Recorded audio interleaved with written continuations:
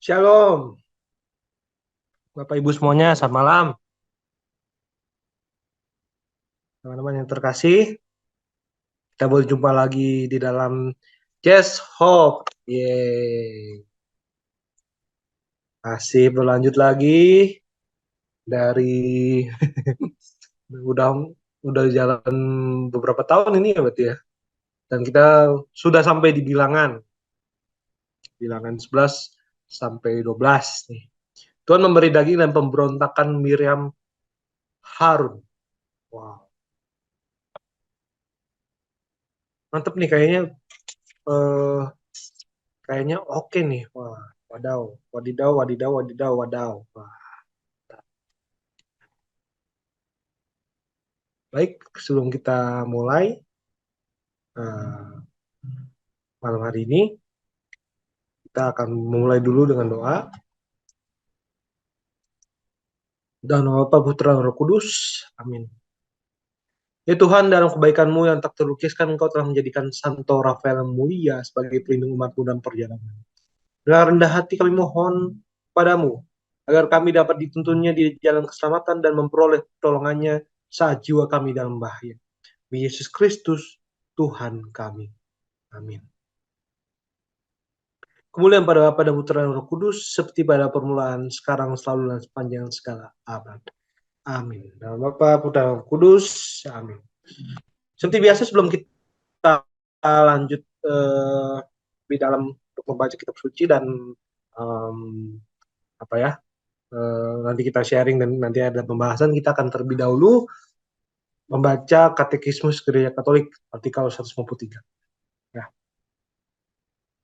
Artikel 4, aku percaya ciri-ciri iman adalah rahmat.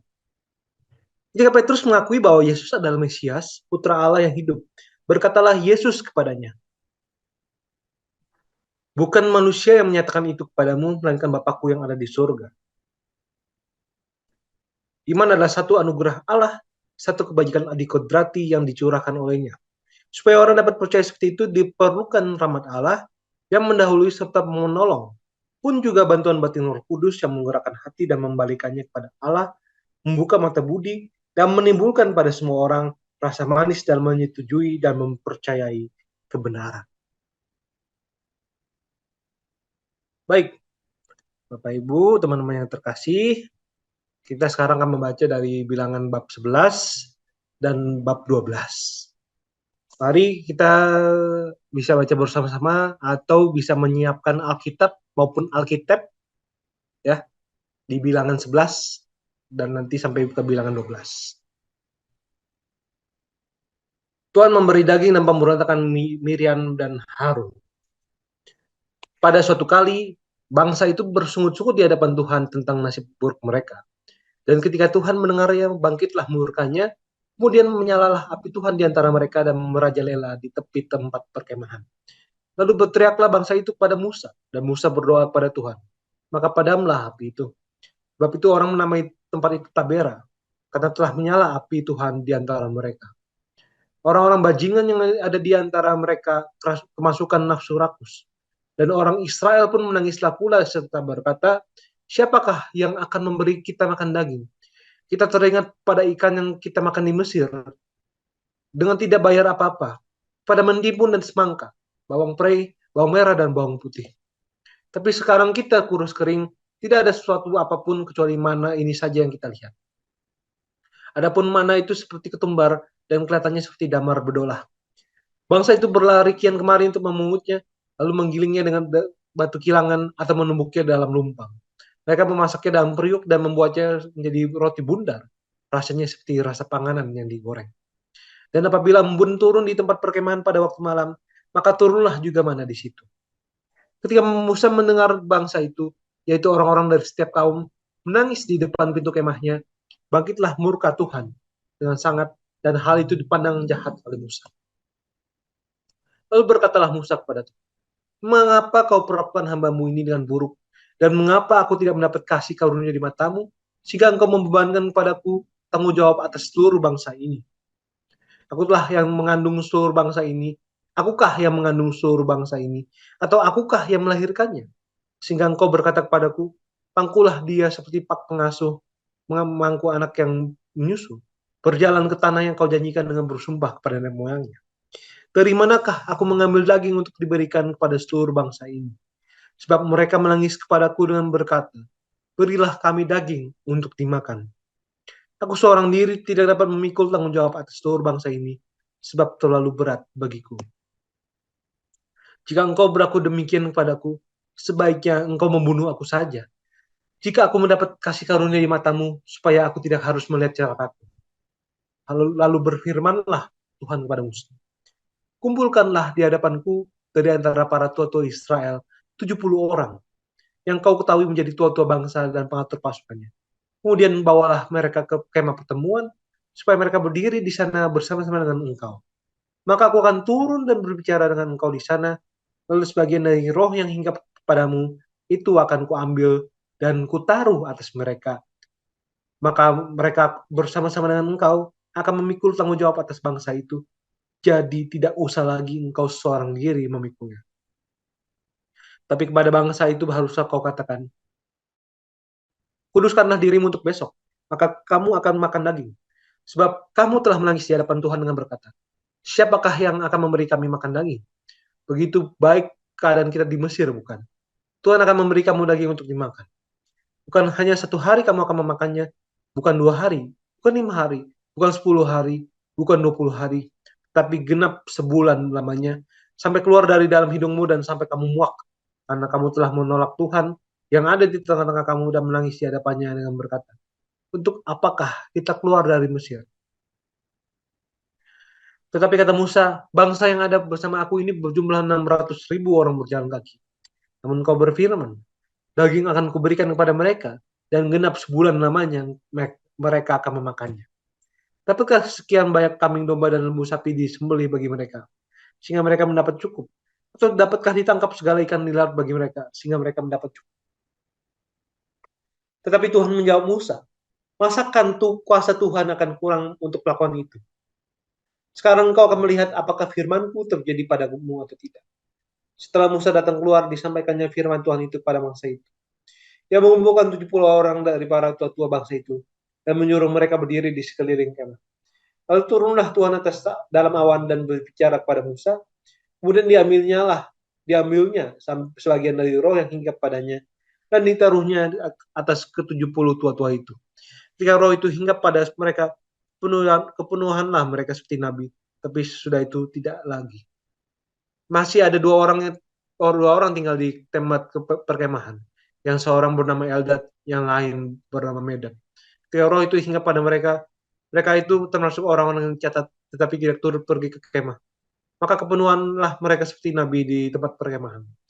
Lalu berlarilah seorang muda memberitahukan pada Musa. Eldad dan Medad kepenuhan seperti nabi di tempat perkemahan. Maka menjawablah Yosua bin Nun, yang sejak mudanya menjadi abdi Musa. Tuanku Musa, cegahlah mereka. Tapi Musa berkata padanya, apakah engkau begitu giat mendukung diriku? Ah, kalau seluruh umat Tuhan menjadi nabi, oleh karena Tuhan memberi rohnya hinggap kepada mereka. Kemudian kembalilah Musa ke tempat perkemahan, dia dan para tua-tua Israel. Lalu bertiuplah angin yang dari Tuhan asalnya. Dibawanya lah burung-burung dari sebelah laut, dan dihamburkannya lah ke atas tempat perkemahan dan sekelilingnya, dan di sekelilingnya. Kira-kira sehari perjalanan jauhnya ke segala penjuru, dan kira-kira 2 hasta tingginya dari atas muka bumi. Lalu sepanjang hari dan sepanjang malam itu, dan sepanjang hari esoknya, bangkitlah bangsa itu mengumpulkan burung-burung puyuh itu. Setiap orang sedikit-sedikitnya mengumpulkan 10 homer. Kemudian mereka menyebarkannya lebar-lebar sekeliling tempat perkemahan. Selagi daging itu ada di mulut mereka sebelum dikunyah, maka bangkitlah murka Tuhan terhadap bangsa itu, dan Tuhan memukul bangsa itu dengan suatu tulah yang sangat besar. Sebab itu dinamailah tempat itu Kibrot Tawa, karena di sanalah dikuburkan orang-orang yang bernafsu rakus. Dari Kibrot Tawa berangkatlah bangsa itu ke Hazerot dan mereka tinggal di situ. Miriam serta Harun mengatai Musa berkenaan dengan perempuan Kus yang diambilnya. Sebab memang ia telah mengambil seorang perempuan Kus. Kata mereka, sungguhkah Tuhan berfirman dengan perkataan Musa saja? Bukankah dengan perantaraan kita juga ia berfirman? Dan kedengaranlah hal itu pada Tuhan. Adapun Musa ialah seorang yang sangat lembut hatinya, lebih dari setiap manusia yang di atas muka bumi. Lalu berfirmanlah Tuhan dengan tiba-tiba kepada Musa, Harun dan Miriam, keluarlah kamu bertiga ke kemah pertemuan. Maka keluarlah mereka bertiga. Lalu turunlah Tuhan dalam tiang awan dan berdirilah di pintu kemah itu. Lalu memanggil Harun dan Miriam. Maka tampillah mereka keduanya. Lalu berfirmanlah ia, dengarlah firmanku ini. Jika di antara kamu ada seorang nabi, maka aku Tuhan menyatakan diriku kepadanya dalam penglihatan. Aku berbicara dengan dia dalam mimpi. Bukan demikian hambaku Musa, seorang yang setia dalam segenap rumahku. Berhadapan-hadapan aku berbicara dengan dia, terus terang, bukan dengan teka-teki. Dan dia memandang rupa Tuhan. Mengapakah kamu tidak takut mengatai hambaku Musa? Sebab itu bangkitlah murka Tuhan terhadap mereka, lalu pergilah ia. Dan ketika awan telah naik dari atas kemah, maka tampaklah Miriam berwarna kusta, putih seperti salju. Dan ketika Harun berpaling kepada Miriam, maka dilihatnya bahwa dia kena kusta. Lalu kata Harun pada Musa, Tuanku, janganlah kiranya timpakan pada kami dosa ini, yang kami perbuat dalam kebodohan kami. Janganlah kiranya dibiarkan dia sebagai anak kubur, yang pada waktu keluar dari kandungan ibunya sudah setengah busuk dagingnya. Lalu berserulah Musa kepada Tuhan, ialah sembuhkanlah kiranya dia. Kemudian berfirmanlah Tuhan kepada Musa, sekiranya ayahnya meludahi mukanya, tidakkah ia mendapat malu selama 7 hari? Biarlah diam selama 7 hari, dikucilkan keluar tempat perkemahan, kemudian bolehlah ia diterima kembali. Lalu jadi dikucilkanlah Miriam keluar tempat perkemahan 7 hari lamanya, dan bangsa itu tidak berangkat sebelum Miriam diterima kembali. Kemudian berangkatlah mereka dari Hazerot dan berkemah di padang gurun Paran. Demikianlah sabda Tuhan. Syukur pada Allah. Teman-teman, kita masih ada di kitab bilangan atau Numbers. Ya. Dan kita ada di bagian dalam perjalanan. Di lingkaran merahnya sudah ada ya, teman-teman. Nah, ini ada di sini nih. Nah, masih dalam perjalanan. Dan nanti kita ada di padang gurun Paran, ada terus kita berjalan lagi, lalu kita sampai di dataran Moab. Nah, bangsa Israel berada di padang gurun Paran. Sekarang ini dia perbatasan provinsi Sinai Utara dan provinsi Sinai Selatan, Mesir. Di sini nih, ya. Oh, baik. Silakan bagi teman-teman, Bapak Ibu, bangga ada yang mau sharing kesaksian ataupun pertanyaan. Apa yang kita bisa pelajari dari suku-suku bangsa Israel? Apa yang kita bisa pelajari dari pemberontakan Miriam dan Harun? Atau mau sharing yang lain boleh, atau memberikan kesaksian yang lain boleh, atau mau bertanya, atau mungkin keinget sesuatu di tulisan bapak-bapak gereja, atau tulisan siapa, atau mungkin lihat ini, oh aku jadi teringat suatu apa di Injil misalnya. Silakan. Oke, saya Mas. Silakan. Ya, Ya, Mas. ya. Kalau saya ingin mengomentari, mengomentari ya, apa yang saya dapat dari pemberontakan Miriam dan Harun, gitu. Nah, saya nangkapnya seperti ini. Ini saya menangkapnya dari peristiwa ini itu supaya orang itu nggak ego ya, maksudnya kok orang lain dipakai Tuhan, masa aku enggak, kayak gitu. Mungkin, nah karena egonya tinggi, maka terjadi pemberontakan itu. Uh, jadi melalui peristiwa ini tuh mengingatkan untuk selalu rendah hati. Jadi terserah Tuhan, Tuhan mau pakai siapa, kita nggak perlu apa ya, iri atau bahkan merencanakan yang jahat. Ini kan pemberontakan kan termasuk pemufakatan tanda kutip jahat, nggak mau tunduk dengan orang yang dipilih Tuhan, katakanlah seperti itu ya. Kasus ini kan yang dipilih untuk jadi pemimpin kan Musa. Nah, itu sih yang saya tangkap dari peristiwa Miriam dan Harun ini. Yaitu berarti kita sebagai hamba Tuhan harus jangan mendahulukan ego atau timbul iri.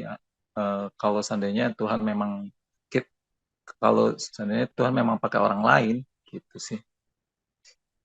Ya, itu saja. Menarik, terima kasih Mas. Jadi tadi Mas Fis ngomong bahwa kita jangan iri terhadap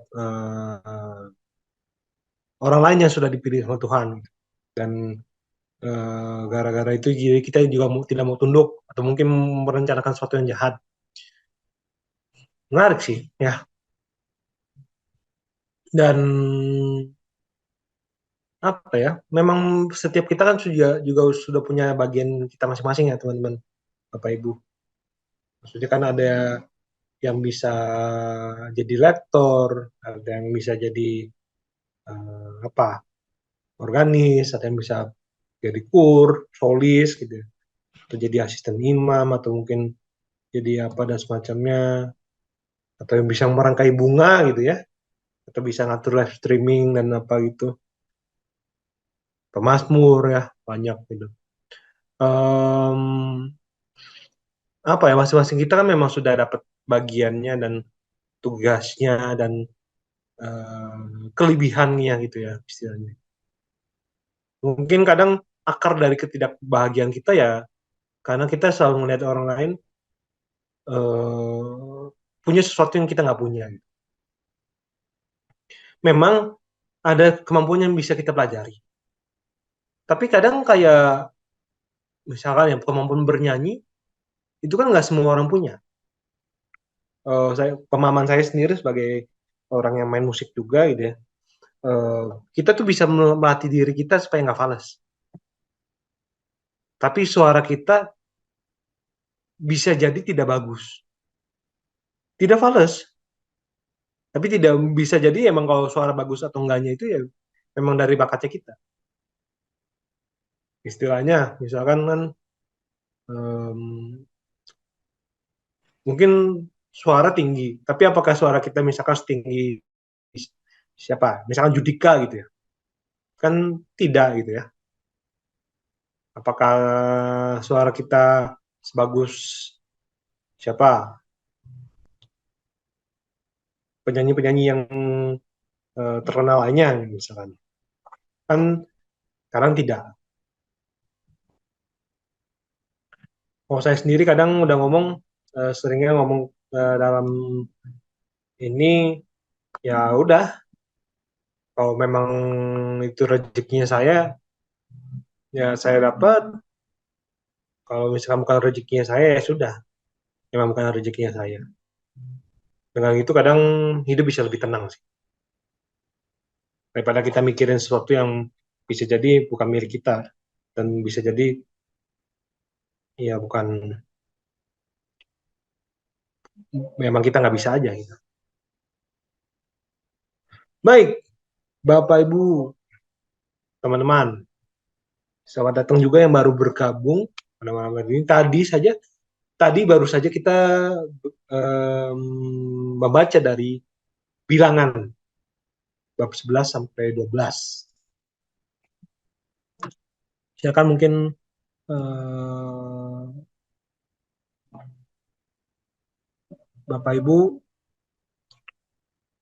teman-teman, ada yang mau komentar,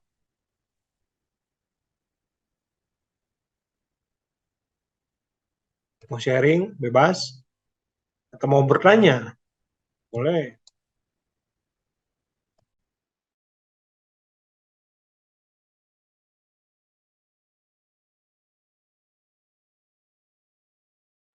Saya mau sharing satu lagi. Boleh, boleh, silakan Mas. Halo? Iya, silakan. Boleh, boleh. Oh ya, oke. Ya, ini sharing kejadian 2 hari yang lalu. Jadi kebetulan pas banget nih sama yang cerita tentang sungut-sungut bangsa Israel menuntut daging. Jadi 2 hari yang lalu itu karena kami di perusahaan itu proyeknya oke dan berhasil go live gitu kan. Jadi dirayakanlah ke all you can eat ini masakan Jepang yang daging-daging gitu kan. Nah, ya udah happy kan. Terus ya udah aku sama timku itu kan makan bersama gitu. Kita mengambil daging sebanyak-banyaknya. Terus masak, goreng-goreng, ambil lagi, habis, ambil lagi, habis, ambil lagi. Sampai satu titik kami tuh semua kekenyangan gitu. Nah, kekenyangan bener-bener sampai pusing ya kepala ya.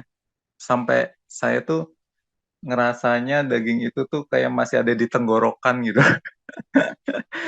Nah, suatu saat, nah tiba-tiba di dalam hati saya itu atau entah hati atau pikiran saya itu bilang gini, tuh saya aja yang makan cuma segini aja bisa sampai pusing dan udah nggak menikmati lagi sampai mual.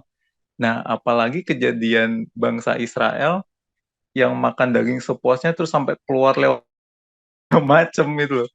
Terus itu yang jadi bikin Tuhan marah. Nah, saya membayangkan, oh berarti Tuhan itu tuh apa namanya jengkel banget ya ngeliatin rasa rakusnya, egoisnya bangsa Israel saat itu ketika nuntut daging dapat daging terus udah kenyang pos masih paksa juga sampai keluar lewat hidungnya segala macem. Nah, aku nggak ngerti kenapa Tuhan ngomong kayak gitu ya pas waktu kemarin 2 hari yang lalu eh, ketika aku ngalamin pusing seperti itu. Tapi satu sisi jadi diingetin lagi, oh berarti benar ya yang doa Tuhan yang diajarin Tuhan itu yang berikanlah makanan kami secukupnya. Jadi ya untuk mengingatkan kalau belajar untuk merasa cukup gitu dengan berkat Tuhan juga. Jadi bukan oh ya berkat Tuhan eh, sebanyak-banyaknya diterima udah nggak mampu pun untuk menampungnya tetap diterima terus sampai sampai nanti malah termuntahkan gitu. Setelah tanda kutip seperti itu. Nah itu aja sih yang tiba-tiba ternyata eh, kayak bilangan ini tuh mengingatkan apa yang saya alami 2 hari yang lalu sih. Itu aja. Nah, Mantap. Terima kasih Mas Kris. Tentang Go Live ya, itu karena saya juga kerjanya ke proyekan juga, saya ini sih ngerti sih. Kalau udah Go Live itu dan maksudnya udah ini kan enak gitu. Dan ya, bayang ya, makan-makan mungkin sewayah-wayahna gitu ya. Kan sawarak-warakna oge ini ya eh, dipuas-puasin gitu istilahnya Maya. Tapi iya pada akhirnya ya sama juga sih makan all you can eat. Lama-lama apa ya istilahnya begah gitu ya. Saking saking ininya sampai udah nggak bisa nikmatin lagi. Kalau di Cirebon ada istilah namanya melek. Jadi suatu makanan yang enak, tapi karena saking banyaknya, makanan itu tuh paling nggak untuk saat itu tuh jadi nggak berasa enak lagi. Dalam kasus yang lebih ekstrim, orang jadi malah jadi nggak suka gitu sama makanan itu. Dan kebayang sih ya, ini tadi Bang Israel dibilang biarin aja mereka makan sampai nanti keluar dari hidungnya gitu. Dia nggak kebayang ya, nanti saking banyaknya gitu dan semacamnya. Em, dan bener sih, rezeki secukupnya ya. Kadang kita meminta banyak, tapi kita nggak tahu kalau kita tuh bisa ngehandle itu atau enggak. Kadang kita ya, ya sudah gitu, kebanyakan gitu. Kebanyakan malah jadi nggak enak buat kita. Tuhan yang pada akhirnya cukup atau enggaknya ya kita balikan lagi ke Tuhan. Tuhan yang mencukupkan. Kadang lebih dari cukup juga tapi lebih dari cukupnya Tuhan itu tidak pernah berlebihan. Amin. Silakan Bapak Ibu, teman-teman, Bang kalian mau sharing saksian atau pertanyaan lagi, atau mungkin sharing tentang masa prapaskah ini misalkan. Tadi kan ngomongin soal makanan-makanan juga ya. Aku boleh nggak? Boleh, Greg. Silakan, Greg. Ini tentang kejadian yang kemarin ya. Sebenarnya kalau aku bisa ambil dari kejadian kemarin itu kan emang ada bencana tornado ya. Tornado atau puting beliung ya? Puting beliung lah gitu. Entah kenapa ya kalau aku lihat di Instagram gitu ya. Kalau yang Islam kan pada Allah Akbar gitu. Kalau yang Kristen Katolik kan share ayat gitu. Kita tuh harus banyak bersyukur ya selama kita di dunia ini gitu. Karena ya kita nggak tahu tuh musibah kapan datangnya, terus apa ya kebahagiaan kita kapan datangnya gitu kan kita nggak ada yang tahu. Jadi ya sebaiknya bersyukurlah kita diberikan kesempatan untuk bernafas, bangun, eh, melakukan kegiatan sehari-hari. Kalau bisa ya jangan melihat ke atas terus, melihat ke bawah. Coba dilihat ke bawah. Orang juga pada membutuhkan pekerjaan, cari pekerjaan itu juga ya susah gitu. Makanya aku belajar dari situ tuh karena ya aku tahu gitu, aku tuh melihat ke atas terus gitu karena ya adalah salah satu fans apa bukan fans ya panutan gitu. Aku ya emang tergila-gila tapi aku sadar gitu kalau aku tuh nggak boleh lihat ke atas terus, harus lihat ke bawah, lihat yang mereka yang susah cari pekerjaan, ngemis, di pengamen atau apa gitu. Itu sih kalau dari aku. Kita tuh sadar gitu kalau Tuhan tuh sayang gitu sama kita gitu. Tuhan peduli gitu. Kalau Tuhan nggak peduli, itu artinya ya kita nggak punya Tuhan sama sekali gitu. Itu aja sih. Thank you.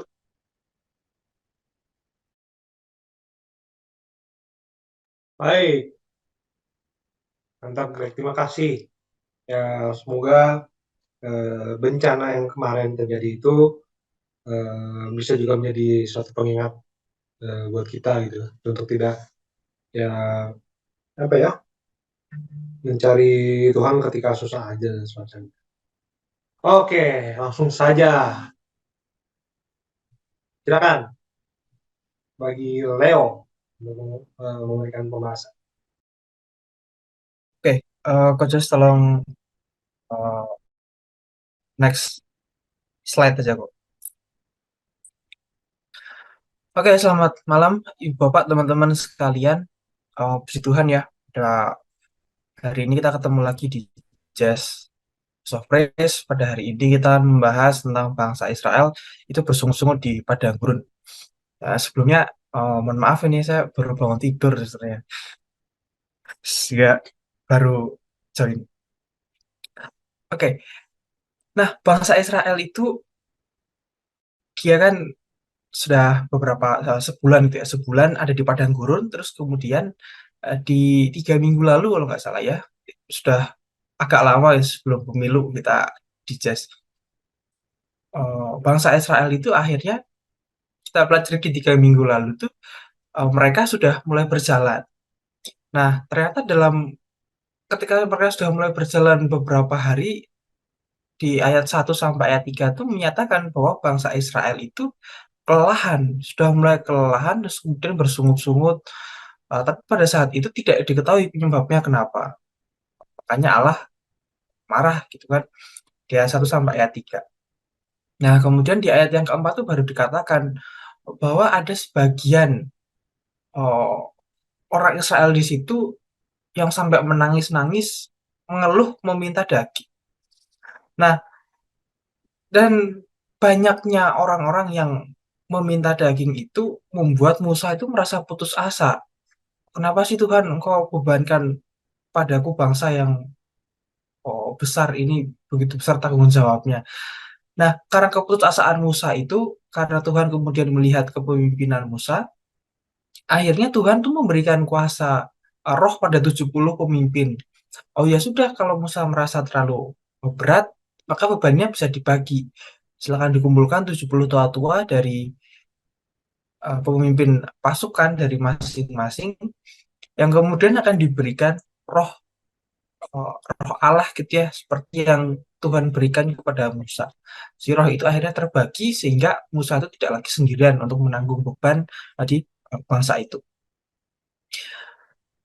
Nah, kemudian di akhir di ayat yang 31 sampai ayat yang 35, akhirnya burung puyuh itu dikirim dan orang-orang itu dihukum karena uh, kerakusan mereka. Karena burung puyuh yang dikirim itu kan sangat banyak sekali ya.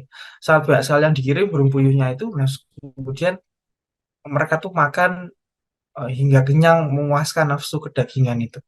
Nah, sekarang mari kita bahas satu demi satu ya. Ayat demi ayat apa yang terjadi. Kira-kira di bab 11 ini yang akan saya bawakan sudah tercermin nih ya dari 6 poin yang ada uh, di layar ini. Bahwa pertama, bangsa Israel itu bersungut-sungut di hadapan Musa dan Tuhan. Kemudian api dari Tuhan menyambar daerah tersebut. Orang Israel mengeluh meminta daging. Kemudian Musa putus asa dalam menghadapi orang Israel. Musa pun mengeluh pada Tuhan, mengajukan protes gitu ya. Mengajukan protes atau berdoa mohon petunjuk pada Tuhan, kok bebannya terlalu berat. Akhirnya Tuhan memberikan suatu solusi untuk mengumpulkan 70 pemimpin, dan 70 pemimpin itu atau tua-tua itu diberikan kuasa roh. Dan akhirnya burung puyuh itu dikirim dan orang-orang yang mau makan itu dihukum. Oke, next.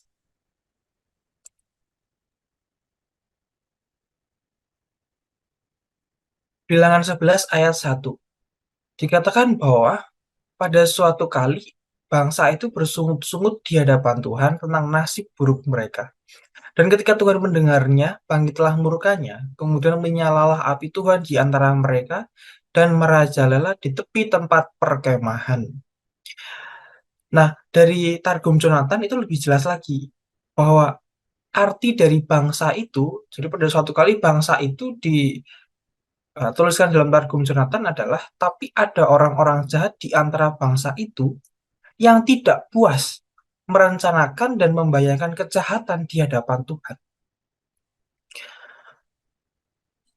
Kemudian dari dua rhyme Caloner mengatakan bahwa timbullah persungut-sungutan bangsa itu terhadap Tuhan, seolah-olah meratapi keletihan mereka, dan ketika Tuhan mendengarnya, dia menjadi marah.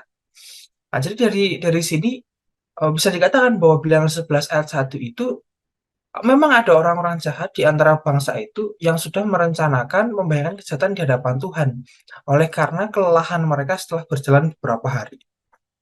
Itulah latar belakang masalahnya dari bangsa Israel itu.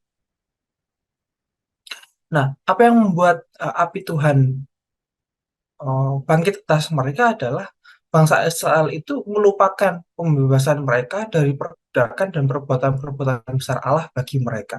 Dan itu akan semakin kelihatan ketika mereka itu minta daging. Nanti di ayat yang kelima ya. Next kok. George Lee Haydock mengatakan bahwa orang-orang seperti mereka ini mengeluh tentang kejahatan atau yang mencari dalih di dalam hati, di telinga Tuhan. Mereka tuh hanya berdalih saja karena mereka merasa penat dalam perjalanan yang berlangsung lama. Maka segala alasan itu dipakai aja untuk mengambil kesempatan untuk mengeluh, untuk bersungut-sungut. Terus kemudian mulai membandingkan kehidupan mereka yang melelahkan.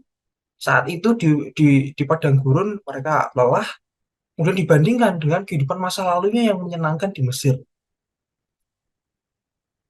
Dan Tabera itu artinya terbakar karena api Tuhan menyala di antara mereka dan merajalela di tepi tempat perkemahan.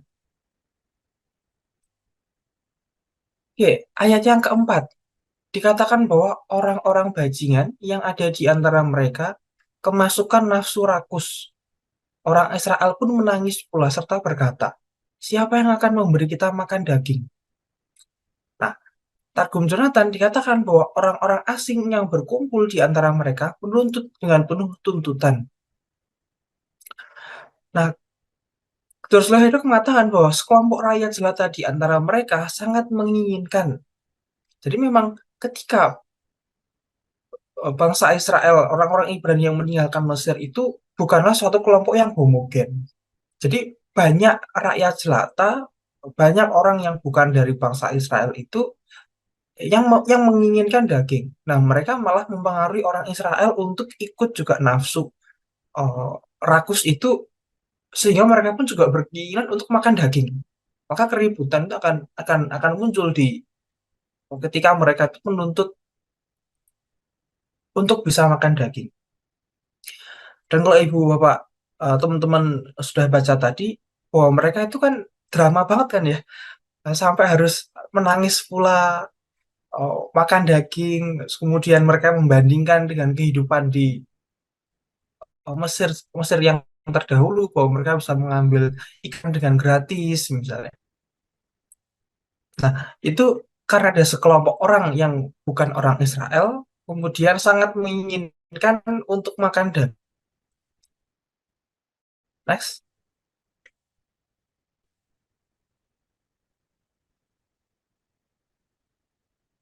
Nah, bangsa Israel sendiri yang menderita karena nafsu mereka yang bersalah.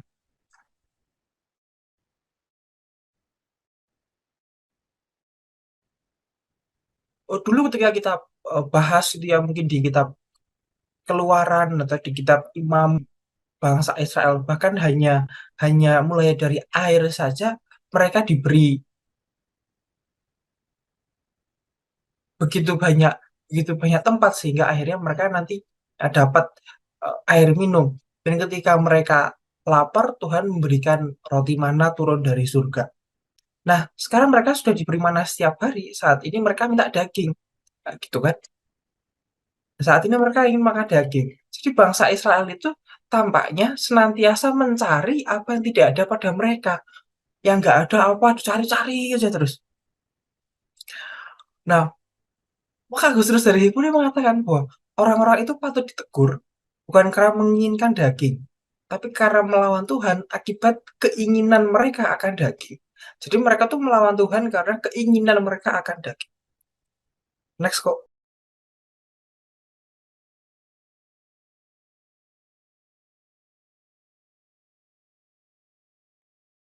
Sorry.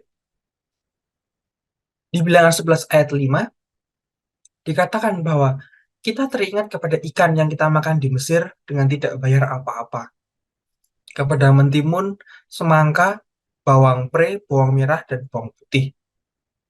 Nah, Joshua Haddock tuh pertama-tama mengatakan bahwa barang-barang ini semua itu sangat familiar ditemui di uh, Mesir pada saat itu. Misalkan Sungai Nil itu berlimpah ikannya yang bisa ditangkap dengan begitu bebas dari Laut Mediterania itu kan. Bahkan mereka pun bisa bisa tangkap itu dengan bebas. Dan secara komoditas gitu ya, ikan itu dianggap sebagai komoditas yang bisa membawa pendapatan yang cukup besar ya bagi Raja Mesir. Dan bawang putih misalnya, itu ditemukan banyak di negara-negara yang panas, sebab makanan ini akan jauh lebih enak dan menyehatkan. Mentimun dan bawang putih itu banyak dimakan oleh orang Yunani. Jadi bahan-bahan ini semua yang dikatakan oleh orang Israel itu sangat, memang mereka familiar di sana dan banyak banyak barangnya tersedia di sana. Next kok.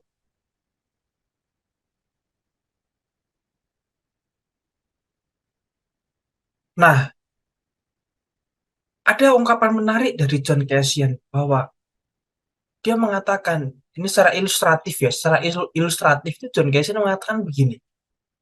Orang Israel berkata, kami akan dikecam bersama dengan orang-orang yang tinggal di padang gurun dan yang menginginkan makanan menjijikan yang berupa keburukan dan kekotoran setelah mana surgawi.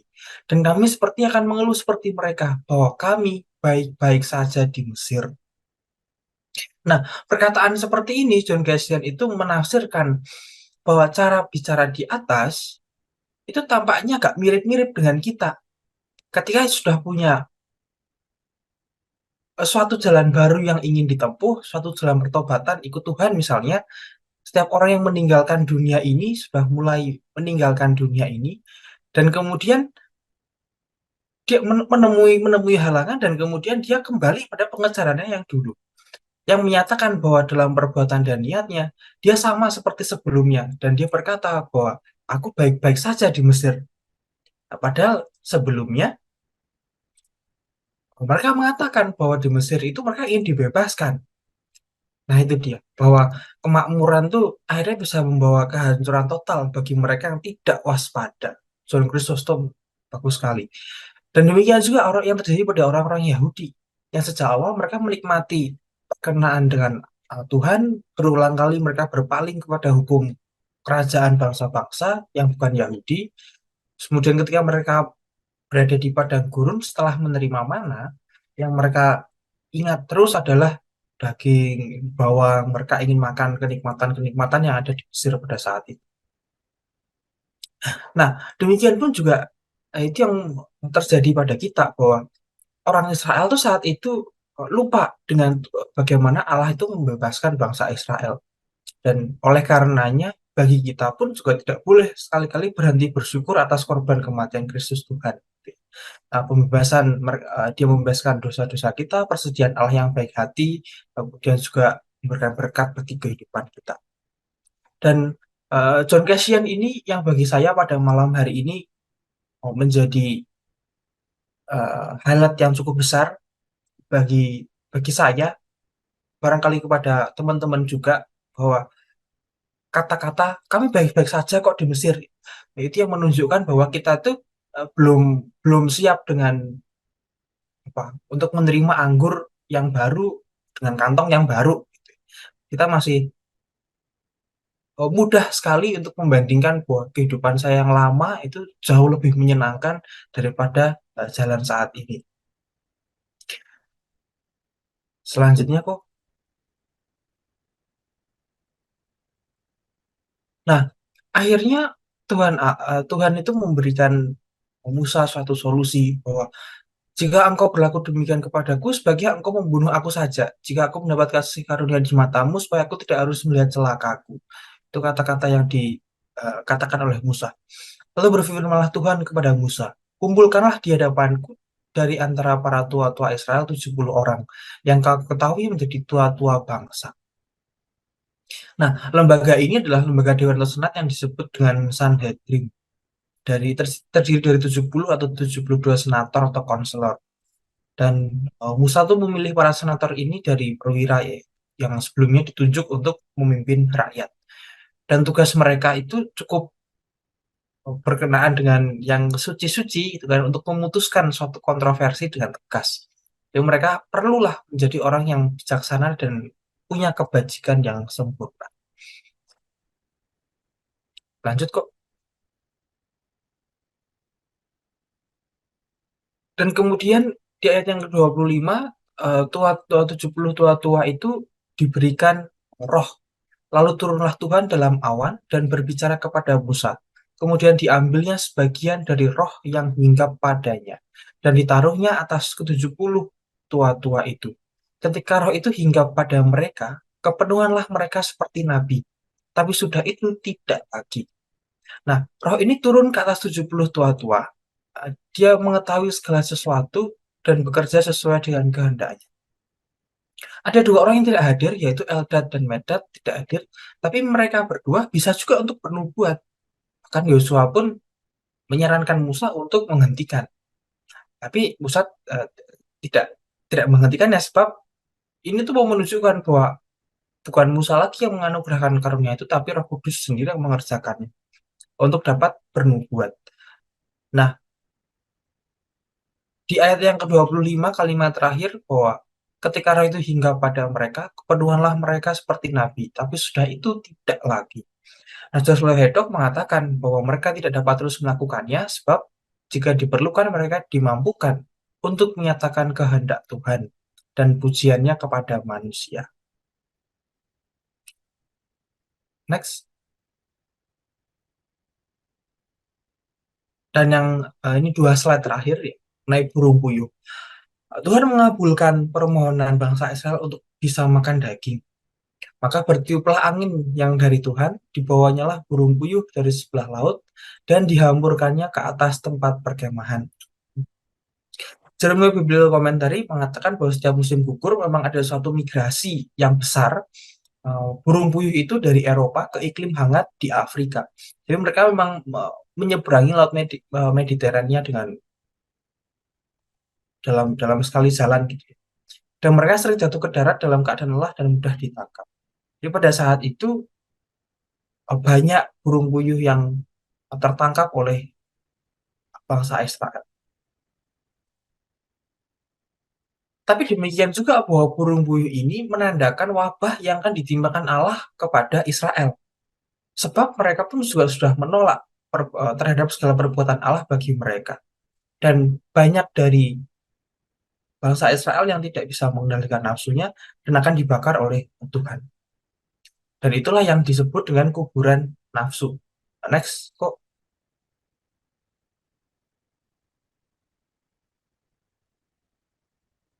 Sebab itu dinamalah tempat itu Kibrot Ta'wah, karena di sanalah dikuburkan orang-orang yang bernafsu rakus.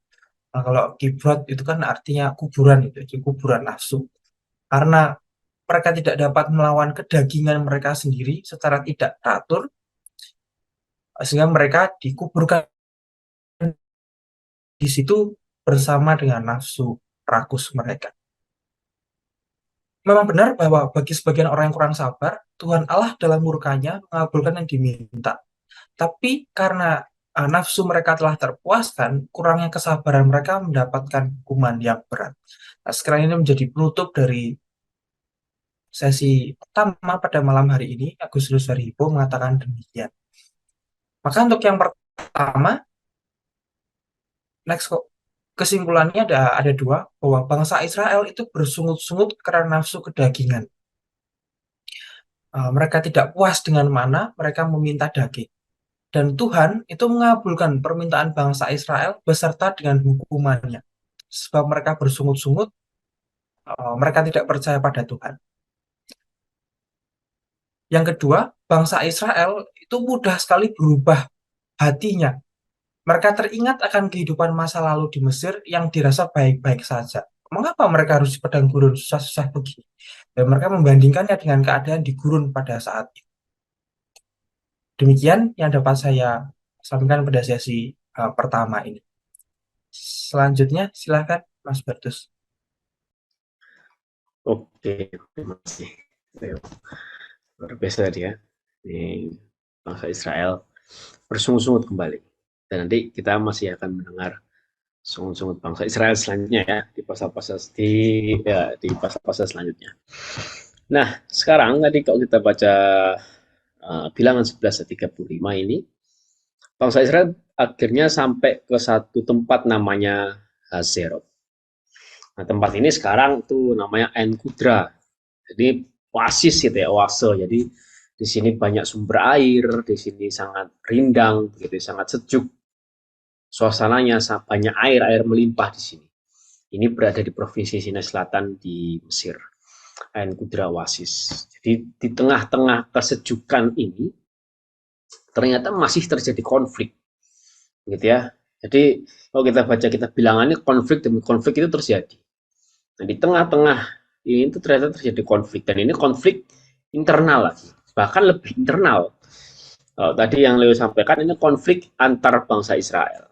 Nah, yang di pasal 12 ini konflik di keluarga Musa sendiri. Ya, sangat disayangkan. Nah, next. Nah, kita akan masuk di mana pemberontakan Miriam dan Harun. Nah, Miriam dan Harun ini siapa? Ini kakaknya Musa. Dua-duanya kakaknya Musa. Gitu ya. Miriam perempuan, seorang nabiah, seorang nabi perempuan gitu ya. Harun adalah imam posisinya yang memimpin peribadatan di kemah suci, kemah pertemuan. Next. Nah, kisah pemberontakan ini itu dimulai pada ayat 1 di mana Miriam serta Harun. Nah, kenapa disebut Miriam duluan?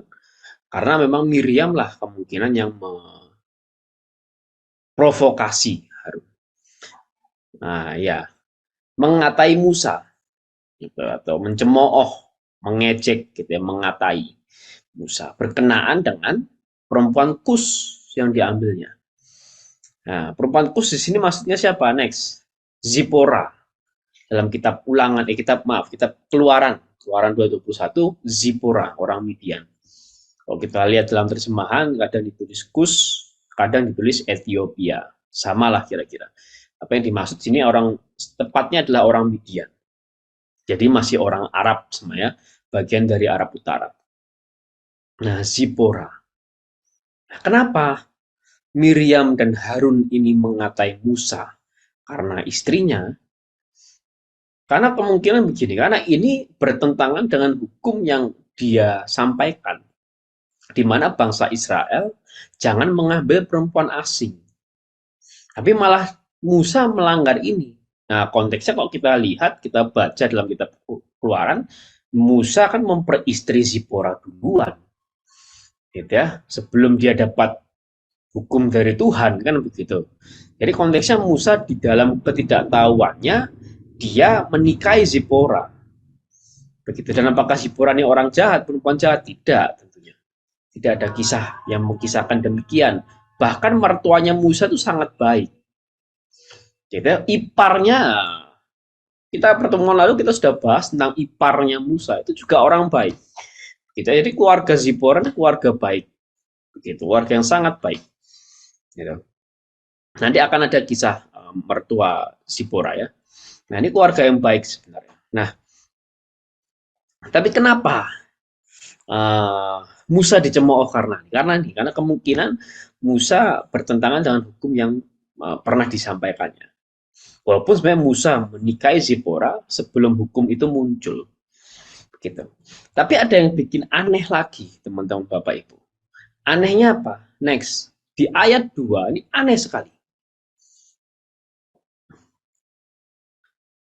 Next. Nah, kalau kita baca ayat 1, Miriam dan Harun mengatai Musa karena istrinya. Tapi di ayat 2, apa kata mereka? Sungguhkah Tuhan berfirman dengan perantaran Musa saja? Ini nggak nyambung ini dua ayat ini ya. Nggak nyambung. Harusnya kalau nyambung gitu ya, ayat 2 kan mengatakan begini. Masakan Musa tidak mengetahui hukum Tuhan mengenai mengambil perempuan asing? Nah, begitu harusnya. Itu teksnya ya. Tapi ini nggak nyambung. Artinya apa? Ayat 1, Miriam dan Harun itu hanya memakai alasan. Gitu ya. Alasan istri Musa untuk menyerang Musa. Untuk memberontak pada Musa. Padahal sebenarnya Miriam dan Harun ini tidak suka dengan otoritasnya Musa. Miriam dan Harun nggak suka. Tuhan kok ngomongnya sama Musa toh? Kok Musa yang jadi pemimpin atas kami semua? Miriam dan Harun nggak suka dengan itu. Tapi karena kepemimpinan Musa tidak ada cacat celah, maka mereka tidak bisa mengatai kepemimpinan Musa. Mereka hanya bisa mengatai celahnya Musa. Celahnya Musa hanya ada di mana? Hanya ada di istrinya saja. Sekalipun tadi saya sampaikan, istrinya orang baik, keluarga istrinya pun orang baik. Jadi hanya semata-mata karena istrinya adalah orang asing saja. Next. Ya, ini ya. Jadi ini hanya alasan, hanya dalih saja. Gitu ya, untuk akhirnya Miriam dan Harun itu bisa memberontak terhadap Musa. Jadi ini didasari atas apa? Atas iri hati terhadap otoritasnya Musa. Menggerutu atas posisinya Musa. Padahal otoritas yang Musa pegang, kepemimpinan yang Musa pegang, tidak ada cacat celah di sana. Maka mereka cari cacat celah di tempat lain. Yaitu di istrinya Musa, yang hanya karena istrinya Musa orang asing. Next. Maka kita di sini kita belajar apa dari dua ayat ini, teman-teman Bapak Ibu? Next. Nah, ini padahal saudara sendiri. Tapi ini menarik nanti Musa. Ini Musa tuh hebat sekali emang. Hatinya sangat besar nih kita Kita baca. Jadi Miriam dan Harun hanya mencari-cari alasan untuk menjatuhkan Musa, untuk memberontak kepada Musa. Belum. Nah, dan ini sebenarnya sayangnya apa? Ini karakter kebanyakan orang, teman-teman Bapak Ibu. Gitu ya. Jadi orang zaman sekarang, kalau kita lihat terlalu banyak yang seperti ini. Padahal dia mau mengkritik seseorang karena kepemimpinannya misal, tapi tidak ada cacat celah dalam kepemimpinannya. Jadi dia malah mengkritik hal lain. Begitu ya. Nah, inilah kemudian terjadi fitnah dan sebagainya macamnya. Memang seringkali kita tidak mudah menghadapi kalau orang memfitnah kita, begitu ya. Memang tidak mudah, dan itu pun juga pernah saya alami gitu secara pribadi, begitu ya. Gimana ada seseorang yang mungkin tidak puas dengan pertolongan yang diberikan, begitu ya, kemudian akhirnya marah karena tidak puas atas pertolongan yang telah diberikan, begitu. Dan akhirnya saya berhadapan langsung dengan orang tersebut dan semua kata-kata caci maki keluar, begitu ya. Nah, tapi saya tahu semua perkataan itu tidak relevan, gitu. Tidak relevan dengan konteks pertolongan yang diberikan, tidak relevan dengan konteks apa yang mau dia tuntut dan lain sebagainya macamnya, gitu. Akhirnya yang saya lakukan hanya diam saja, gitu. Sekalipun orang itu benar-benar ada di depan saya langsung ini, gitu. Teriak-teriak dan sebagainya macamnya itu. Tapi saya diam saja. Saya benar-benar diam saja. Saya nggak beradu argumen, gitu ya. Saya nggak marah balik. Saya benar cuma diam aja selama mungkin berapa, setengah jam, 1 jam mungkin ya. Nggak tahu saya berapa lama itu. Dan akhirnya orang itu yang capek sendiri, gitu. Nah, ini mungkin salah satu hal yang mungkin juga kita perlu perhatikan juga, gitu ya, bagaimana kita bisa berusaha juga, begitu, untuk bisa memfilter apapun yang kita dengar, gitu ya. Selama kita masih punya telinga dan berfungsi dengan baik, begitu ya, ya semua bisa kita dengar, begitu ya. Cuma kita bisa memilih mana yang mau kita dengarkan dan mana yang mau kita ingat, gitu. Bahkan saya sudah nggak ingat perkataan orang itu ke saya, gitu ya. Mungkin istri saya mungkin masih ingat, tapi saya sudah nggak ingat sama sekali, gitu. Dan karena menurut saya sudah nggak relevan lagi dan sebagainya macamnya.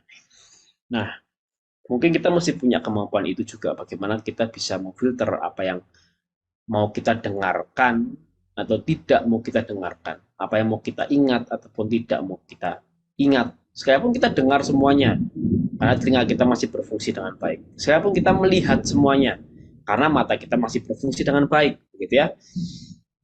Tapi kita bisa memilih mana yang mau kita ingat, mana yang mau tidak, mana yang mau kita perhatikan, mana yang tidak, mana yang mau kita dengarkan, dan mana yang tidak. Karena kita ingat lagi kata Paulus, ya simpanlah dalam hati segala perkataan yang manis, yang enak didengar, segala perkataan yang membangun, dan sebagainya macamnya, begitu.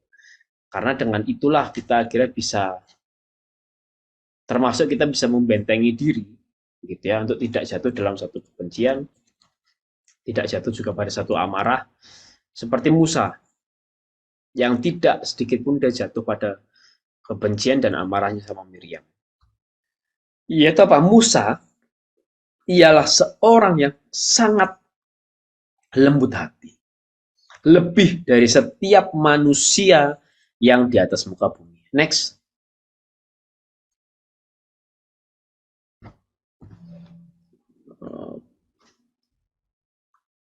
Nah, ini perkataan siapa? Perkataan Tuhan. Beda, Richard Chandler mengatakan, menyampaikan ini perkataan Tuhan. Jadi Musa seorang yang sangat lembut hati. Bahkan dikatakan lebih dari setiap manusia yang di atas muka bumi. Nah, lembut hati apa di sini? Apakah lemah lembut, ya? Apalagi lemah gemulai, gitu ya? Tentu jauh dari hal itu semua, gitu ya. Apa sebenarnya lembut hati di sini? Dalam terjemahan yang lain kita baca next. Lemah lembut dalam terjemahan lain adalah, nah, dalam Sirak itu dikutip lagi, setia dan lemah lembut. Ditambah satu karakter lagi, setia dan lemah lembut. Next. Dalam terjemahan yang lain dikatakan apa? Sangat rendah hati, extremely humble. Jadi punya kerendah hatian yang ekstrim, yang luar biasa. Ini dan ini terbukti sekali di pasal 12 ini sangat terbukti. Next. Nah, saya nggak sabar menunjukkan buktinya. Nah, tadi ya, lembut hati itu apa? Pertama ada kata setia dan lembut hati. Next. Kemudian dalam tafsiran dikatakan rendah hati dan takut akan Allah, itu lembut hati. Next. Nah, dalam KGK pun disinggung lagi. Kita tentang lembut hati. Ada setia, ada berhadapan Tuhan dengan Musa, itu lembut hati. Next. Nah, maka lembut hati di sini apa? Ini rendah hati sebenarnya. Rendah hati, setia, takut akan Allah itu lembut hati. Jadi bukan lemah lembut, begitu ya, atau bahkan bukan sopan, nggak ada hubungan dengan itu. Tapi rendah hati, setia, dan takut akan Allah itu artinya lembut hati. Next. Nah, apa buktinya? Nah, ini saya membaca ini keren sekali. Sebab itu bangkitlah murka Tuhan terhadap mereka. Tuhan marah akhirnya. Dan seketika itu juga Miriam kena kusta. Oh, ini kejadian yang mengerikan. Ya. Lalu apa yang dilakukan Musa ayat 13? Lalu berserulah Musa kepada Tuhan, ya Allah, sembuhkanlah kiranya dia. Oh, ini suatu bentuk kerendahan hati, kebesaran hati yang nggak banyak orang miliki, teman-teman. Bayangkan kita dalam posisi Musa, atau mungkin saya dalam posisi Musa, gitu ya. Saya dihina, difitnah, gitu ya, tanpa saya melakukan kesalahan apapun. Bahkan Musa tidak pernah berbuat buruk kepada Miriam dan kepada Harun, tidak pernah. Musa nggak pernah kasar sama mereka. Musa memperlakukan mereka dengan sangat baik. Tapi Musa difitnah, mereka memberontak kepada Musa. Dan kemudian Tuhan melakukan keadilan. Tuhan membela Musa. Miriam kena kusta. Mungkin kita kok dalam posisi Musa, kita akan bilang apa? Syukur itu mungkinnya. Miriam syukur ya.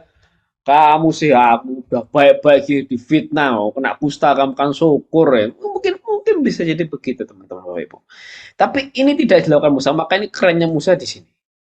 Gitu ya. Musa bisa dengan besar hati, Musa bisa dengan rendah hati mengatakan apa? Ya Allah, sembuhkanlah kiranya dia. Musa tetap mengasihi Miriam. Gitu ya. Musa tetap, bahkan kalau Musa sampai minta kesembuhan Miriam, artinya Musa juga minta pengampunan bahkan atas Miriam. Ini bukti Musa sangat lembut hati. Ini luar biasa. Gitu ya. Dan untuk mencapai ini itu bukan sesuatu yang mudah sebenarnya. Saya cukup yakin dan percaya ada faktor di mana Musa begitu intim dengan Tuhan. Ada faktor di mana Musa begitu dekat dengan Tuhan, berbicara dengan Tuhan seperti teman, bertemu muka dengan muka, berhadapan muka dengan Tuhan. Itu juga Tuhan sampaikan di pasal 12 ini, gitu ya. Dan inilah yang membuat Musa begitu lembut hatinya, begitu besar hatinya, begitu rendah hati. Next. Dan bahkan akhirnya disampaikan lagi bahwa kedekatan dengan Allah membuat Musa menjadi pendoa syafaat yang luar biasa bagi bangsa Israel. Jadi seperti saya sampaikan tadi, ini karena dia dekat dengan Tuhan. Buah karena dia begitu intim sama Tuhan. Ya, maka Musa jadi pendoa syafaat bahkan bagi orang yang sudah memfitnah dia. Bahkan jadi bagi orang yang sudah memberontak kepada dia. Wow, ini luar biasa. Dan doanya begitu rendah hati untuk kesembuhan saudara perempuannya. Oh, ini wah, keren. Luar biasa sekali. Next. Bahkan di sini gereja pun memuji Musa. Jadi tindakan Musa ini dipuji sampai sepanjang masa. Dari zaman ke zaman, bahkan sampai gereja Katolik sampai saat ini memuji Musa. Bagaimana Musa itu menjadi doa syafaat yang tabah. Musa menimba kekuatan untuk doa syafaat yang tabah. Karena apa? Karena pergaulannya mesra dengan Allah. Yang setia, sabar, dan penuh cinta. Maka Musa mampu punya kekuatan untuk berdoa syafaat. Bukan untuk diri sendiri, tapi untuk bangsanya. Sejak peperangan melawan Amalek. Kemudian sekarang tadi penyembuhan Miriam. Musa menyampaikan doa syafaat. Di mana dalam doa syafaat ini Musa bukan hanya sekedar meminta, tapi Musa bergulat. Ya, itu doa syafaat itu ada juga suatu pergulatan penuh rahasia. Jadi dia bergulat di dalam ruang doanya sendiri. Itu doa syafaat. Kita nggak bergulat di tempat umum, tapi dia bergulat dalam ruang doanya sendiri. Itu doa syafaat. Wah, ini keren. Dan bagaimana doa syafaat Musa ini dipuji dari zaman ke zaman, bahkan oleh gereja Katolik sampai saat ini. Ini keren Bapak Ibu. Dan kita sangat patut meniru Musa dalam hal ini. Bagaimana dia bisa menimba kekuatan, dia bisa menimba kesetiaan, dia bisa menimba kerendahan hati. Karena apa? Dari pergaulan yang mesra dengan Allah. Dia bisa menimba itu semua. Itu luar biasa. Next.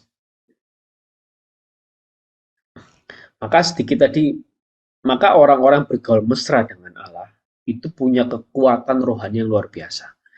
Dalam hal ini bukan dalam konteks seperti dukun begitu ya, wah bisa pada tenaga dalam, enggak, tapi dalam konteks kejiwaan. Punya kejiwaan yang kuat. Gitu. Maka ketika dalam kondisi terendah sekalipun dia masih bisa bangkit. Jadi saya ingat kisah Elia. Elia juga pernah satu masa dia mengalami depresi luar biasa. Gitu ya. Tapi karena pergaulannya dengan Allah, dalam kondisi terendahnya pun dia bisa bangkit. Gitu. Dan akhirnya apa? Doa syafaat Musa dikabulkan. And the Lord answered him. Dan Tuhan mendengarnya. Tuhan menjawabnya. Tuhan berfirman kepada Musa. Tuhan bukan berfirman kepada Miriam di sini. Kemudian berfirmanlah Tuhan kepada Musa. Biarlah dia selama 7 hari dikucilkan keluar tempat perkemahan. Kemudian bolehlah ia diterima kembali.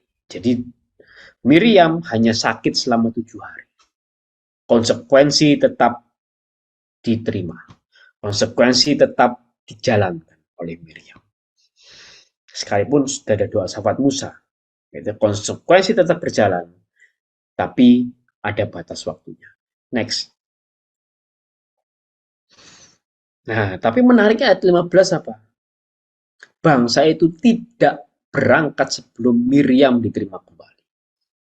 Yes, Miriam tetap mengalami konsekuensi dosa, namun dia tidak ditinggalkan. Nah, inilah bentuk kesetiaan Tuhan. Jadi sudah dari sejak awal Alkitab mengkisahkan begitu Tuhan setia dengan umatnya. Sekalipun umatnya tidak setia dengan dia. Tapi Tuhan terus begitu setia dengan umatnya. Ya, jadi Miriam tetap mengalami konsekuensi dosa. Namun dia tidak ditinggalkan. Next.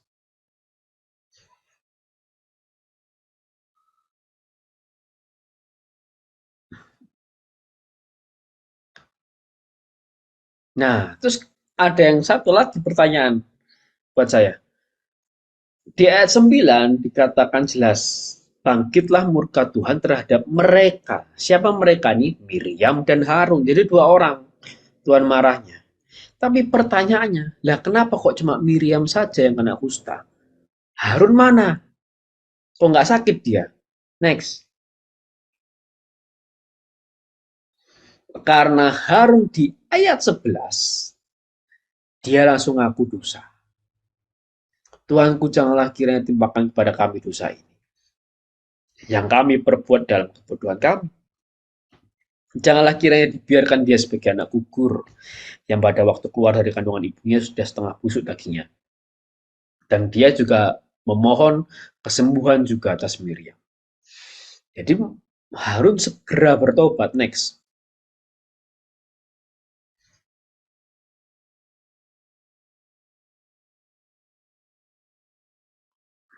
Nah, jadi kenapa? Mungkin Harun memperoleh pengampunan karena apa? Pertobatannya yang cepat. Jadi dia cepat-cepat sadar, cepat-cepat bertobat, cepat-cepat ngaku dosa, cepat-cepat minta ampun sama Musa, dan cepat-cepat memohon kesembuhan Miriam. Harun tidak berlambat-lambat bertobat. Harun tidak menunda pertobatannya. Tapi di sini kita tidak baca Miriam mengaku dosa. Di sini kita tidak baca Miriam menyesal. Hanya disampaikan Harun menyesal. Kami perbuat dalam kebodohan kami. Gitu ya. Jadi Harun cepat-cepat bertobat. Maka dia bisa lolos daripada konsekuensi dosa dengan sesegera. Karena dia langsung ngaku salah. Ya, karena dia yaitu memperoleh pengampunan karena pertobatan cepat. Nah, dia daripada buruk terjadi, ya, cepat-cepat sadar. Gitu ya. Kalau kita kayak gini, kayak kita sudah tahu kalau kita jalan terus itu jurang, begitu ya. Kalau kita cepat-cepat sadar ini jurang, jatuh nggak? Enggak, gitu ya. Tapi kalau kita lambat, gitu, kita masih pikir, itu masih jalan, masih jauh kok. Oh enggak, di jurang itu masih ada jembatan lagi ke sana, begitu kira-kira ya. Kita nggak sadar, kita berlambat-lambat dalam sadar, kita menunda-nunda kita untuk sadar, jatuh. Gitu ya. Nah, belajar dari kesalahan orang juga perlu. Nah, ini benar juga. Gitu ya. Dan Alkitab ini kan kisah pengalaman orang kan banyak sekali di sini, dan masalah orang juga itu tuh aja kok dari zaman Adam dan Hawa, gitu ya. Itu aja paling sombong, paling iri hati, paling apa kemarahan, paling ya gitu-gitu aja lah, nggak banyak berkembang masalah manusia itu, gitu ya. Kalau zaman dulu mereka iri karena saudaranya persembahannya diterima Tuhan, dia tidak, kemudian iri, gitu kan. Kalau zaman sekarang irinya beda, orang sebelah beli Pajero kita enggak iri, gitu ya. Objek irinya beda ya, tapi apa penyakit irinya sama, gitu ya, penyakitnya sama, iri, gitu ya, misal. Jadi sangat bagus sekali kita kalau kita baca Alkitab dan memahaminya, karena kita bisa belajar dari kesalahan para hamba-hamba Tuhan ini juga, begitu. Bahkan Harun, sekelas Harun, imam agung pun melakukan kesalahan. Sekelas ini kakaknya Musa, kakak kandungnya Musa, melakukan kesalahan, begitu ya. Next.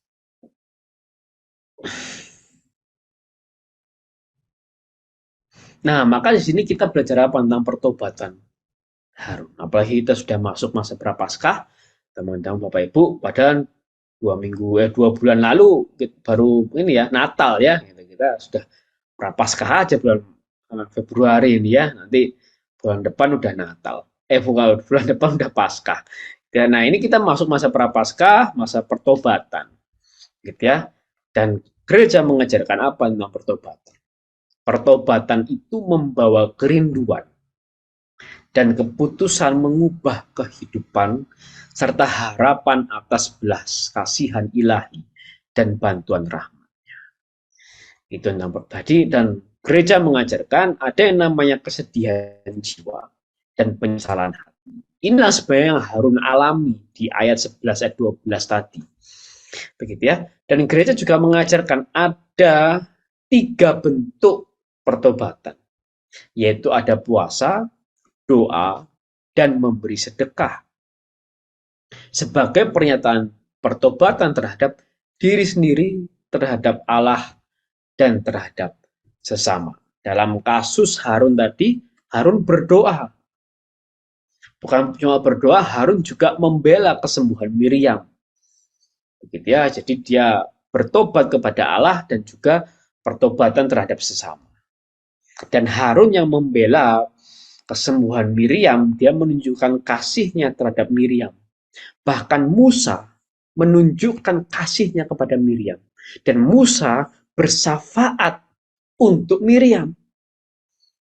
Gitu ya. Nah, maka di sini disampaikan ada doa syafaat para kudus yang terlibat dalam pertobatan, terlibat dalam pengampunan dosa.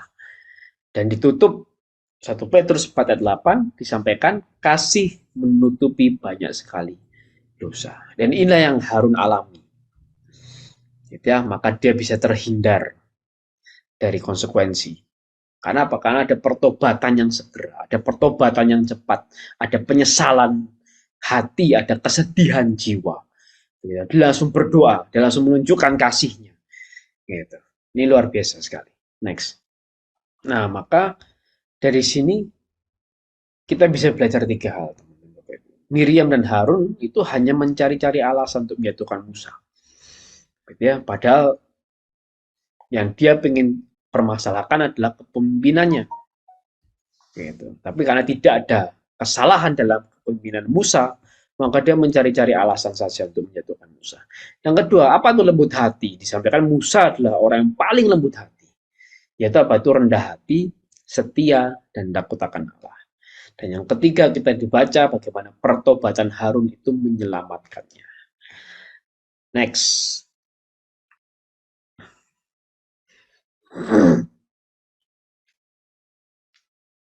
Nah, setelah ini kita baca tadi di bilangan 12 dan 16, mereka masuk lagi padang gurun Paran. Sudah sampai di Oasis tadi di Haserot, mereka melanjutkan lagi perjalanan ke padang gurun Paran. Kira-kira di arah itulah. Nanti pasal berikutnya teman-teman Bapak Ibu di 2 minggu lagi kita akan bahas mereka di Kades Barnea. Kalau kita lihat Kades Barnea nomor 12 itu ya, itu ngesot sedikit masuk Kanaan. Gitu ya. Jadi waduh pendek sekali masuk Kanaan, paling jalan kaki itu nah sampai 10 hari lah gitu. Jalan kaki dari Mesir ke Kanaan itu cuma 40 hari. Dan dari Kades Barnea ke Kanaan itu sangat dekat sekali. Tapi kenapa sampai 40 tahun? Nah, kisah bangsa Israel harus muter-muter 40 tahun itu gara-gara kelakuan mereka di Kades Barnea ini. Nah, kita akan kalau penasaran 2 minggu lagi hadir ya, kita akan disampaikan mengenai ini. Wah, ini keren sekali. Gara-gara ini itu aja. Tinggal ngesot masuk, ini harus 40 tahun. Next. Nah, ini reviewnya tadi disampaikan oleh Leo, bagaimana bangsa Israel bersungut-sungut. Di sini kita bisa belajar, bangsa Israel bersungut-sungut karena nafsu kedagingan mereka. Dan Tuhan itu mengabulkan permintaan bangsa Israel, sekaligus juga beserta hukumannya. Gitu ya. Bangsa Israel itu teringat akan kehidupan masa lalu di Mesir yang baik-baik saja. Mereka membandingkan dengan keadaan di padang gurun saat ini. Lalu dalam pasal 12 pemberontakan Miriam dan Harun kita bisa belajar apa? Miriam dan Harun itu hanya mencari-cari alasan untuk menjatuhkan Musa. Dikatakan Musa orang lembut hati, maksudnya apa? Musa adalah orang yang rendah hati, setia dan takut akan Allah. Dan kita juga belajar bagaimana pertobatan Harun itu menyelamatkannya. Sekian, terima kasih. Saya kembalikan lagi ke Jos selaku moderator. Monggo silakan. Oke. Mumpung kita masih banyak waktu nih sebenarnya. Apakah ada yang mau menambahkan atau kesaksian atau pertanyaan? Silakan. Ini menarik sekali sebenarnya tentang ini, tentang maksudnya itu atau kita ya apa ya kita sebenarnya kayak sampai sekarang dari dulu ya kalau dipikir-pikir ya, manusia ya, beda bangsa, beda waktu, tapi masih aja sama gitu ya, berapa ribu tahun kemudian gitu ya, masih nyari-nyari alasan untuk menyalahkan orang lain. Kami langsung dapat hidayah. Atau Kayus nih sudah ancang-ancang buka mic nih. Iya, sedikit aja sih ya. Terpesona memang kalau kalau belajar tentang bilangan ini, selain kemarin-kemarin kita melewati fase-fase yang susah ya tentang ketetapan lah ini dan itu, aduh itu mah menjelimet, bukan menjelimet tapi harus ya udah ketetapannya itu ya udah itu dari Tuhan itu. Nah tapi kesini-sininya ya benar ini bilangan ini kan bicara soal kita bilangan ini kan juga bukan apa ya bukan satu cerita yang asing lagi mungkin bagi kita perjalanan orang Israel lah ya mungkin udah berkali-kali mungkin kita suka baca gitu tapi ada permenungan yang baru terus gitu dan kalau kita bilang kalau kita sering dengar kan memang kalau yang sering pede atau apa Musa ini kan lembut banget hatinya gitu loh. Lembut jadi kayak gimana sih lembutnya? Seperti apa sih lembutnya? Ya, hatinya tuh gampang dibentuk sama Tuhan gitu ya. Maksudnya eh selembut itu. Jadi kalau kalau bisa dibilang kalau Tuhan mau mau nyuruh dia apa, sekalipun mungkin itu nggak enak atau dia nggak suka gitu ya dengan pembentukan itu, tapi dia jalanin aja. Jadi kalau aku mikir eh, kadang-kadang bukan bicara soal kita suka atau nggak suka gitu ya dengan proses-proses kehidupan kita gitu.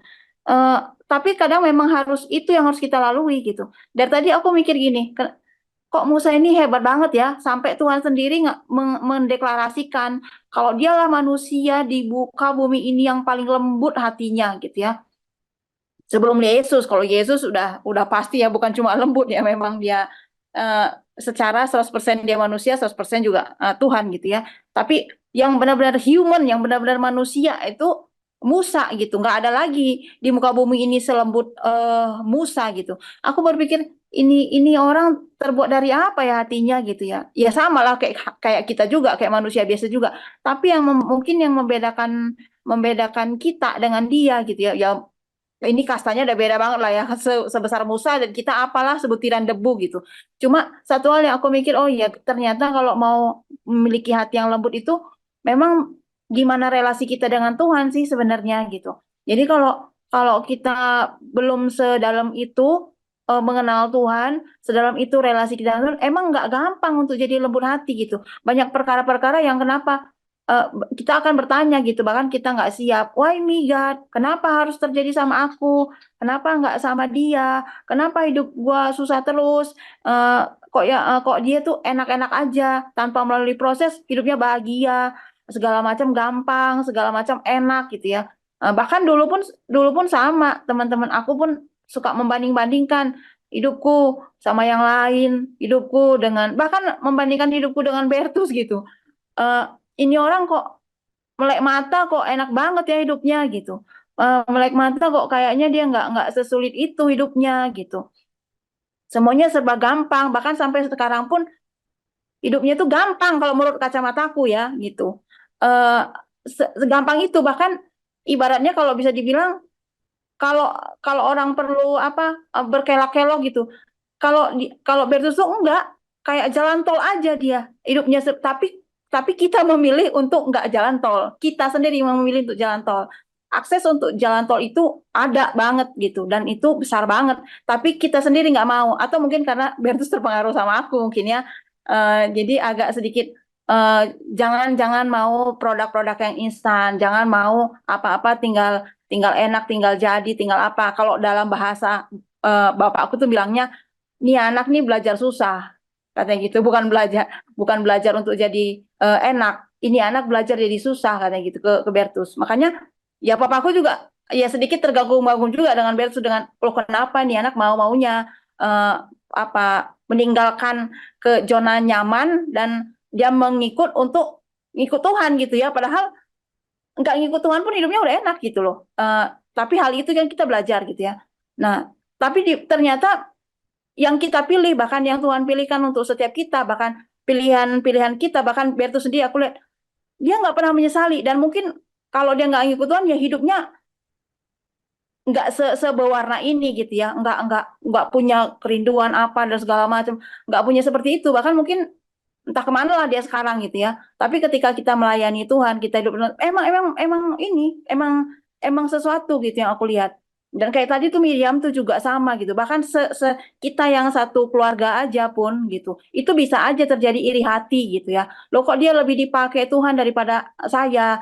Apa hebatnya dia daripada saya? Nah itu kadang-kadang kita suka nggak suka apa ya, suka lupa, suka kita nggak sadar gitu ya. Tadi kalau nggak salah ya suka kalau Chris bilang tadi kan, Chris masih ada nggak ada ya. Ya suka-sukanya Tuhan kadang-kadang pilih kita di keluarga. Mungkin kita yang paling biasa aja di keluarga, tapi kenapa Tuhan pilih kita? Mungkin kita anak yang tengah, atau mungkin kita anak yang paling tua, atau kita mungkin paling kecil gitu. Tapi kenapa Tuhan lebih mau memakai kita untuk jadi pelayannya? Ya karena ya suka-sukanya Tuhan, karena dia pengen bentuk hati kita gitu. Dia pengen jadikan hati kita lembut untuk bisa jadi berkat. Itu sih kalau menurut aku ya. Jadi apa yang udah Tuhan panggil siapapun kita di tempat ini ya. Nih aku bersyukur nih ada ada adikku juga tuh, ada Yosi, ada Santa juga gitu ya, bisa gabung gitu ya. Makanya bahkan semua sepupu-sepupuku pun yang masih sepantaran mereka gitu, bahkan yang masih SMA pun aku ajakin nih kalau bisa untuk jazz gitu ya. Karena memang penting banget lah ya, bukan cuma buat anak-anak muda, tapi kita terlebih lagi gitu ya. Kita banyak belajar, walaupun mungkin ini aku udah tahu kok kisah Musa, enggak setahu itu gitu. Enggak, kita akan menemukan pengalaman baru. Kadang-kadang kita yang udah pelayanan pun merasa kita udah kayak tahu firman Tuhan, ternyata enggak sama sekali, karena firman Tuhan itu emang harus selalu dibaca dan direnungkan, diresapi gitu. Biar memang sungguh-sungguh kita kayak Musa lah, memiliki hati yang rendah hati gitu, enggak cepat puas dengan oh iya, udah tahu kok aku gitu. Udah pernah kok dengernya juga, tahu kok memang pribadi Musa tuh lembut hati. Nah, iya, terus apakah kita nggak pengen gitu ya memiliki pribadi yang lembut gitu hari lepas hari gitu. Nah, itu yang jadi permohonan aku. Bagaimana sih caranya supaya lembut hati gitu sih dari tadi ya mikirnya. Oh iya, kita bisa lembut hati memang karena kita melekat sama Tuhan gitu. Jadi kita gampang untuk mengampuni orang, walaupun mungkin sakit ya kayak tadi ya Miriam tuh, dia nggak punya potensi bisa aja kan Musa punya potensi untuk ya udah rasain, syukurin gitu ya, atau dia apa. Tapi kan enggak begitu. Dia selalu punya hati yang berbelas kasih gitu. Gampang untuk murah hati, sekalipun mungkin ya dia bersalah, dia wajib dihukum. Tapi kita nggak mendoakan dia supaya udah deh lu rasain, atau kalau zaman sekarang tuh udah mati aja lu gitu-gitu ya. Tapi ternyata nggak kayak gitu. Kita juga menginginkan keselamatan bagi keluarga kita, saudara kita, bahkan orang yang menyakiti kita, untuk mereka pun selamat gitu. Karena ya memang kasih karunia, memang kita kan nggak bisa ini ya, nggak bisa kita kendalikan apa yang di luar kita gitu. Tiba-tiba bukan dari orang lain, tapi dari keluarga. Mungkin dari keluarga enggak, tapi dari orang lain mungkin datang persoalan itu, gitu ya. Ya kalau bisa dibilang Bertus pun sama ya. Mungkin kalau di keluarganya baik-baik aja, tapi ada dari pihak keluargaku yang nggak seoke itu, gitu ya. Tapi kita belajar sama-sama gitu. Oh ya, ini bagian harus yang terus. Ya aku suka banget tuh tadi Musa tuh menjadi seorang pendoa syafaat, bukan untuk dirinya, bahkan untuk bangsanya. Sekeren itu. Jadi kita nggak harus selalu yang pelayanan yang tampil di depan gitu. Pendoa syafaat kan orang yang paling di belakang, yang nggak dilihat orang, yang kerjanya berdoa gitu. Itu tuh sesuatu, nggak yang harus berdoa syafaat yang wah 24 jam sehari berdoa gitu, nggak juga. Tapi kita punya beban untuk bangsa ini, teman-teman kita yang lagi masalah, atau mereka-mereka yang belum kenal Tuhan, itu bisa, itu harus. Bahkan kalau bisa dibilang kita aja pagi kita berdua gitu berdoa, walau seberat apapun, bangun pagi seberat apapun, kita upayakan tuh doa bareng. Doa bareng itu mendoakan tuh apa? Bukan kebanyakan tuh mendoakan kita, mendoakan ya teman-teman kita gitu ya. Teman-teman kita yang sekarang ini. Tahu nggak teman-teman, hari gini lihat aja kan. Beres pemilu apa yang terjadi? Cek pasar. Kalau di sini ada yang beli beras ke pasar atau apa gitu ya. Cek harga-harga. Udah naik saudara. Dulu kita masih bisa beli beras 15.000, sekarang tuh 18.000, 16.000 gitu. Bahkan iya 18.000, bayangin sekilonya. Tadi ya ini curhat emak-emak lah ya, biar maksudnya kita prepare. Kalau mama kita di rumah atau siapapun lagi mengikat pinggangnya keras kencang-kencang gitu, karena tadi aja coba aku ke warung ya, beli beras gitu. Beli beras karena nggak mungkin ke pasar kalau pagi-pagi gitu, nggak sempet kan. Ke warung yang deket ini ada tukang jual beras lah, gede juga gitu. Nah, tau nggak, kita beli beras ini berapa? Ini 18.000. Itu yang paling paling murah lah ya. Itu yang paling murah. Ada sih memang yang lebih murah 16.000 gitu. Tapi kan dulu tuh masih ada harga yang lebih murah dari itu gitu. 14.000 atau 13.000 sekilo atau dua. Kebayang kan? Tadi tau nggak di sampingku tuh beli beras tuh cuma setengah kilo. Kebayang nggak? Aduh, aku dengernya aja nggak enak gitu ya. Beli beras berapa? Setengah kilo tuh isi dikit banget gitu. Terus aku lihat ini kayaknya nggak mungkin anak muda sih. Anak muda juga setengah kilo, I don't think so itu bisa cukup untuk makannya sehari gitu ya. Itu keprihatinan kita hari-hari gini gitu. Dan ini kita bawa dalam doa supaya ya itu, aku hari-hari gini bukan berdoa tentang bencana aja gitu teman-teman, enggak. Itu di depan kita tuh bencana kelaparan udah mulai terjadi kalau begini ceritanya. Kerusuhan itu akan sering terjadi juga kalau modelnya kalau kita nggak bisa eh, tercukupi masalah pangan gitu ya. Nah, ini yang jadi PR PR banget buat kita gitu. Jadi aku mikir ini banyak banyak PR sih ya, maksudnya ini banyak banyak apa ya, banyak PR kita untuk nextnya, walaupun kita udah beres pemilu, tapi kedepannya bukan bukan soal kemeriahan itu aja, tapi terutama kondisi bangsa ini gitu ya. Jadi aku pikir ya teruslah tetap percaya iya, tapi eh, tetap percaya iya, tapi kita juga harus eh, berdoa terus gitu ya supaya bangsa kita baik-baik aja, nggak ada yang kelaparan di tengah-tengah bangsa kita. Nah, itu perlu sekali. Nah, itu sih teman-teman. Jadi aku pikir selain kita memiliki hati yang lembut, lembut hati, perlu juga kita menjadi orang-orang yang mau berdoa ya di tengah-tengah kondisi sekarang ini. Itu sih teman-teman. Dan itu sangat ini sangat oh ya diingatkan kembali sih kalau aku. Itu aja sih teman-teman. Terima kasih. Oke, misalkan tidak ada, ya sudah. Nggak apa-apa, mungkin ini komputer lagi ini dulu, lagi sibuk dulu. Ya wes, nggak apa-apa. Tutup saja ya, Bapak Ibu, teman-teman. Oke, mungkin bagi Bapak Ibu, teman-teman yang mungkin bergabung di tengah-tengah, entah di tengah-tengah pembacaan ataupun di tengah-tengah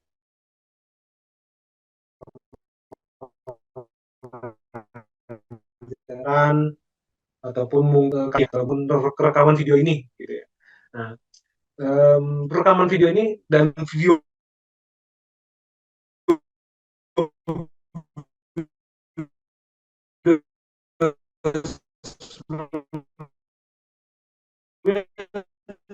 termasuk dari yang sampai dari kejadian sampai yang sekarang ini kami unggah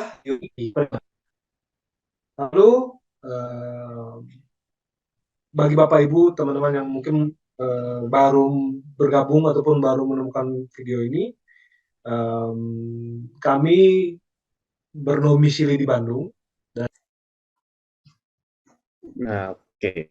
Nah, ini ya, jadi bagi teman-teman, kita akan goes to Cikanyere tanggal 10 Maret, gitu ya. Nah, ini kebetulan tanggal 11-nya libur, gitu ya, hari Seninnya tuh libur. Jadi 10 Maret kita akan ke Cikanyere.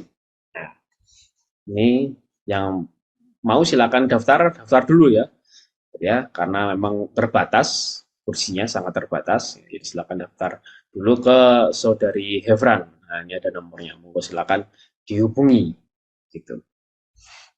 Oke, mungkin saya kembalikan pada Jos, monggo silakan. Ya, maaf ada kesalahan teknis ya. Ini mungkin karena di mana-mana hujan jadi sinyalnya jadi buruk ya. Oke, sorry. Baik, mari kita berdoa. Dalam nama Bapa Putra Kudus. Amin. Mohon doa malaikat pelindung. Malaikat Allah, engkau diutus oleh Allah untuk melindungi umatnya dan menghantar mereka ke tempat yang telah ditentukan olehnya.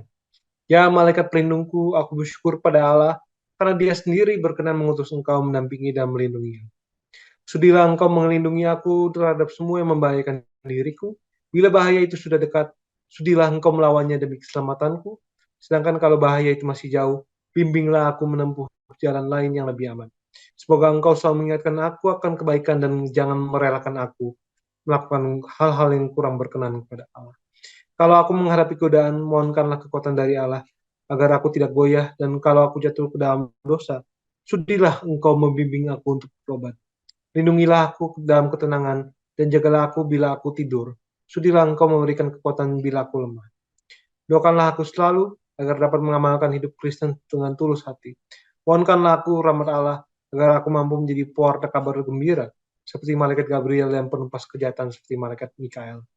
Ya malaikatku, semoga aku selalu mengikuti bimbinganmu dan bersama Engkau perkenankanlah aku selalu melambungkan pujian serta syukur kepada Allah dengan pengantaran Kristus Tuhan kita. Amin. Kemuliaan pada Bapa dan Putra dan Roh Kudus seperti permulaan, sekarang, selalu dan sepanjang segala. Amin. Dan Bapa, Putra dan Roh Kudus. Amin.